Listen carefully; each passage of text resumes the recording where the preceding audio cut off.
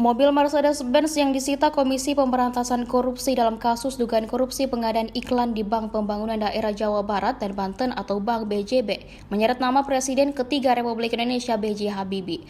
Pelaksana tugas atau PLT Deputi Penindakan dan Eksekusi KPK Asep Guntur Rahayu mengatakan, temuan itu membuat KPK memanggil putra B.J. Habibie, Ilham Akbar Putra alias Ilham Habibie, sebagai saksi pada Jumat 22 Agustus 2025 kemarin. Namun Ilham Habibie tak memenuhi panggilan KPK pada Jumat lalu karena sedang berada di Malaysia dan meminta penjadwalan ulang. Asep melanjutkan STNK Mercedes-Benz tersebut masih atas nama B.J. Habibie sehingga KPK akan mendalami asal-muasal mobil Mercedes-Benz dari Ilham Akbar Habibie.